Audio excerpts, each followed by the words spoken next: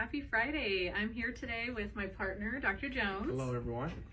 So today we're going to be talking about visceral fat, which is your internal fat that is underneath your abdominal wall, underneath the abdominal muscles, and how that compares to your subcutaneous fat, which is the squishy fat on top of your abdominal wall, and what we can do about these types of fat.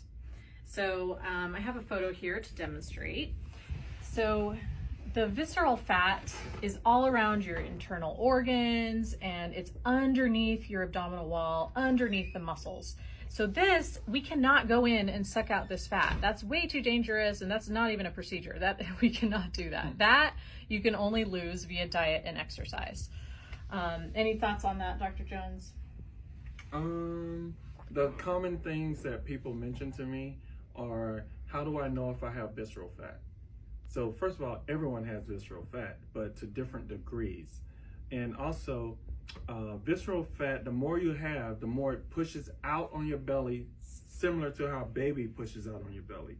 So we all have visceral fat, but the bigger you are, the more likely you are to have more visceral fat.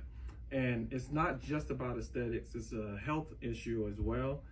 Visceral fat has been associated with hypertension, high cholesterol, diabetes, and heart disease. So it's a health concern as well. So it limits what we can do in surgery. We can only tighten your muscles so much when you got a lot of visceral fat. So people complain about our BMI cutoff sometimes, and then they'll say like, oh, she's bigger than me, when they're really not, but they'll say that.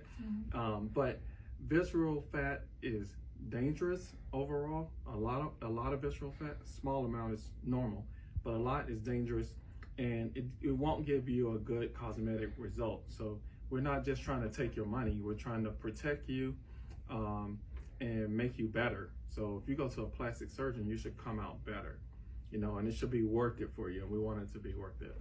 Exactly. So basically, the subcutaneous fat, this is the squishy fat that you can kind of pinch on your abdominal surface. So this, we can affect that with tummy tuck and lipo and stuff. But if you can picture this, so right here, this is the muscle right here. I just outlined this in red. So this is your muscle.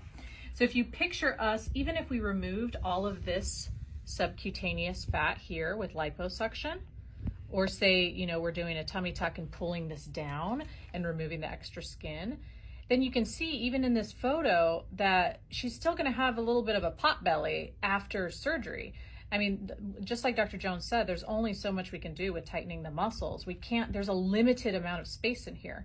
And so if you have more visceral fat, we can't pull you together as tightly. Yeah. And you can also see how if you have a lot of visceral fat and we're doing liposuction addresses this part, the subcutaneous part outside. So if you got a lot of visceral fat and you get liposuction, your belly's not going to go in a lot. But if you can squeeze it and you get a good chunky handful of fat, you may be a good candidate for liposuction. So we're not telling you don't get surgery, don't get lipo. We're just saying that you have to be a specific candidate for it.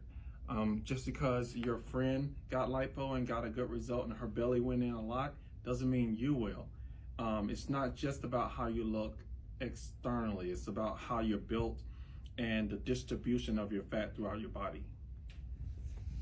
All right, well, I think that wraps things up, and I will see you next week. But if you do have subcutaneous fat, we'll be happy to take care of it, right?